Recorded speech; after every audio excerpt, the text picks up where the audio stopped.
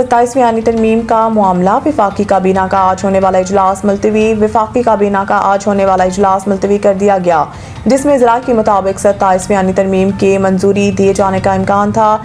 आज बुलाए गए वफाकी काबीना के इजलास में 27वीं आईनी तरमीम की मंजूरी दी जानी थी, ताहम इसे पीपल्स पार्टी के CEC इजलास के बायस मुलतवी कर दिया गया है। ज़राए का कहना है कि वफाकी काबीना के इजलास के लिए 13 नकाती एजेंडा तय किया गया था, लेकिन पीपल्स पार्टी की CEE के जारी रहने के वजह से इजलास को मुलतवी करना पड़ा। दूसरी जानिब सेनेट का इजलास आज तलब किया गया है, जिसके एजेंडे में 27वीं आईनी तरमीम शामिल नहीं, ताहम आईनी तरमीम का मुसद्दा ज़मनी एजेंडे के तौर पर पेश किए जाने का इम्कान है। ज़राए के मुताबिक वफाकी काबीना से मंजूरी के बाद 27वीं आईनी तरमीम का एजेंडा पार्लियामेंट में पेश किया जाएगा और 27वीं आईनी तरमीम को ज़मनी एजेंडे के तौर पर पेश किए जाने का इम्कान है। इसी तरह सेनेट के बाद कौमी असम्बली इजलास का एजेंडा भी जारी कर दिया गया। 27वीं आईनी तरमीम कौमी असम्बली एजेंडे में भी शामिल नहीं। कौमी असम्बली सेक्रेटेरिएट ने इजलास का 14 नकाती एजेंडा जारी किया। सुन्नी इत्तेहाद कौंसिल के चेयरमैन साहबजादा हामिद रजा गिरफ्तार। PTI के मरकजी सेक्रेटरी इत्तलात शेख वकास अकरम के मुताबिक साहबजादा हामिद रजा पेशावर से फैसलाबाद की तरफ सफर कर रहे थे कि इस्लामाबाद पुलिस ने इन्हें गिरफ्तार कर लिया। कायम मुकाम चेयरमैन सुन्नी इत्तेहाद कौंसिल साहबजादा हसन रजा ने गिरफ्तार करने की तस्दीक कर दी।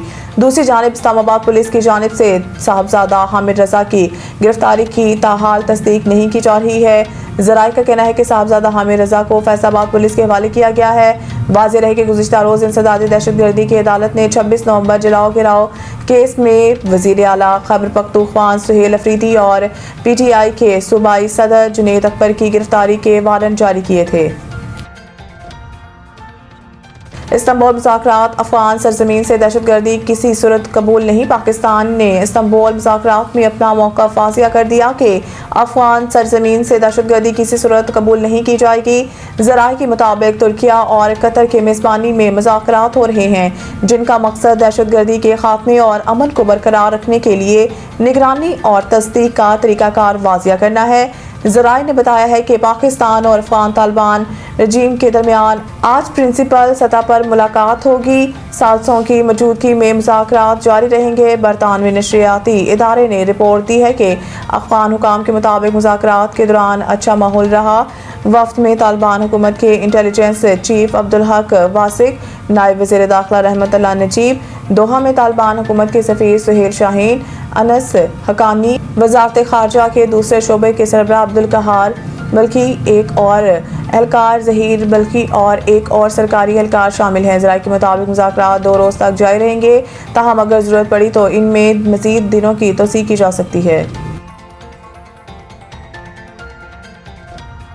फील्ड मार्शल ने भारत से जंग में ज़बरदस्त लीडरशिप फ्राहम की है। अब पूरी दुनिया पाकिस्तान की बात सुन रही है। लंदन में मीडिया से गुफ्तगू करते हुए मरीम नवाज का कहना था कि भारत के हमले के बाद जिस तरह पाकिस्तान ने जवाब दिया, इसका credit field marshal Asim Munir की क़यादत और पूरी मुसल्लह अफ़वाज को जाता है। उन्होंने कहा है कि भारत को शिकस्त देने के बाद दुनिया पाकिस्तान को एक तब्दील रवैये के साथ देख रही है।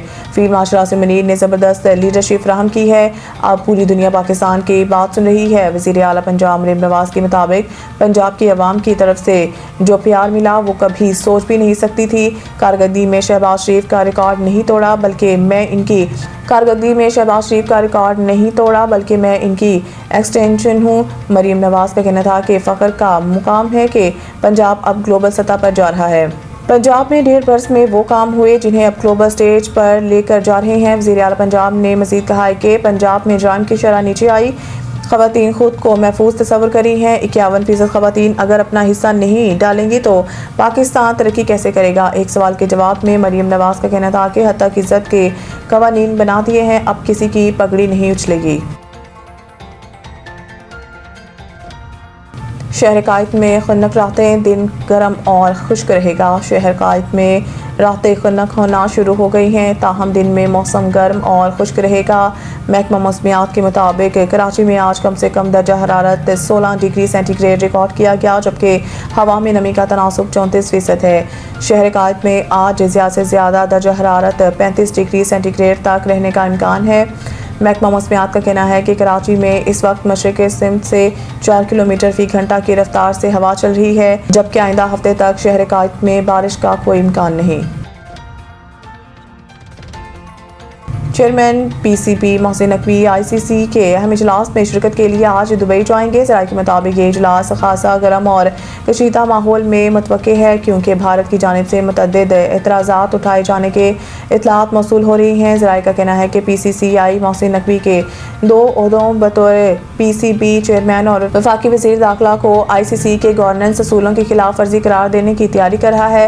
भारतीय क्रिकेट बोर्ड ने मुबैना तौर पर तहरीरी शिकायत की फहरिस्त मुरतब की है, जिसमें मोहसिन नकवी के एशिया कप के दौरान फैसलों और इनसे जुड़े चंद सियासी नोयत के वाक़यात को बुनियाद बनाया गया। ज़राए के मुताबिक तनाज़ा की असल जड़ एशिया कप फाइनल का वाक़या है, जब मैच के बाद ट्रॉफी तकरीब के दौरान भारतीय कप्तान सूर्या कुमार यादव ने मोहसिन नकवी से ट्रॉफी वसूल करने से इनकार कर दिया था। भारतीय कप्तान और बीसीसीआई ने ट्रॉफी तकरीब में एशियन क्रिकेट कौंसिल के दीगर मेंबरान से ट्रॉफी वसूल करने का मुतालबा किया था, जिसे बतौर सदर मोहसिन नकवी ने इनकार कर दिया था।